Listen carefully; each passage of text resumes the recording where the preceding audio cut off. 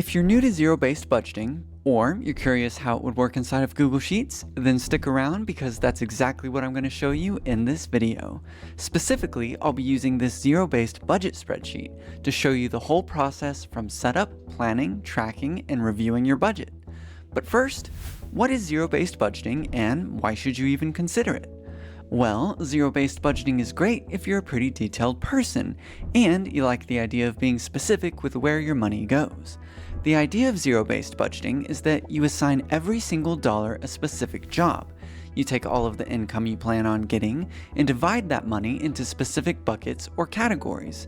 So some money goes to food, some to transport, some to fun, etc. Every dollar is assigned somewhere so that your planned spending and savings is equal to your income, or in other words, your income minus your spending and savings equals zero. This is where the name zero-based comes from. Now, how does this work inside of Google Sheets? What does the process look like? Well, let's take a look. At the beginning of each month, or right before, you plan out the income that you're expecting. After that, you create various expense categories and sinking funds. Expense categories can be anything you want. Their purpose is just to help you plan and organize your spending for the month, so things like housing, food, transport, etc. But what about unexpected expenses or big expenses that you need to save up for? This is where sinking funds come into play. You can picture these as mini savings buckets. You add to them over time, and then spend from them whenever the expense that you assign to that bucket arrives. For example, car maintenance. Car maintenance costs usually come at random times. You get a flat tire, you need an oil change, great. Now what? Well, if you have a sinking fund called car maintenance, you add money to it over time to prepare for a potential future expense, and then when the expense actually pops up, the money's in place and ready to cover it, so problem solved.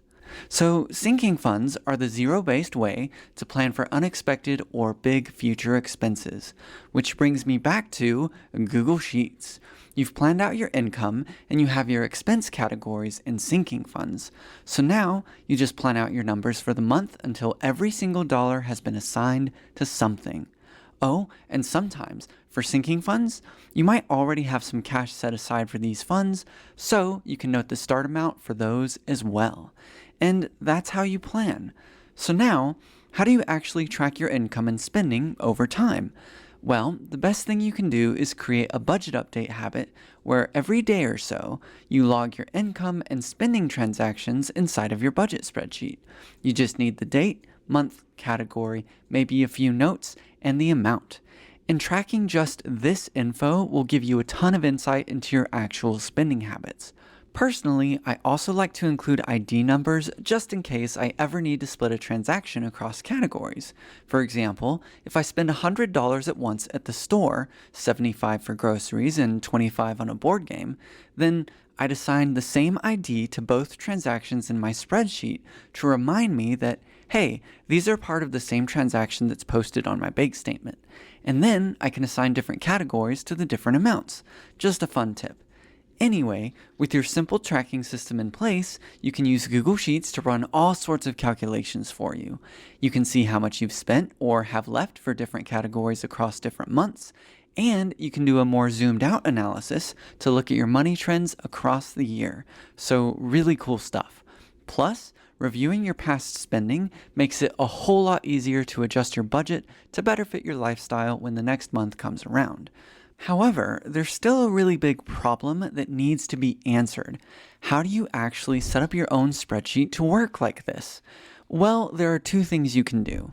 One, watch this video next where I show you how to make this spreadsheet all the way from scratch. Or two, you can purchase this spreadsheet as part of my Money Master Toolkit, which I've linked in the description. Either way, you've got two awesome options.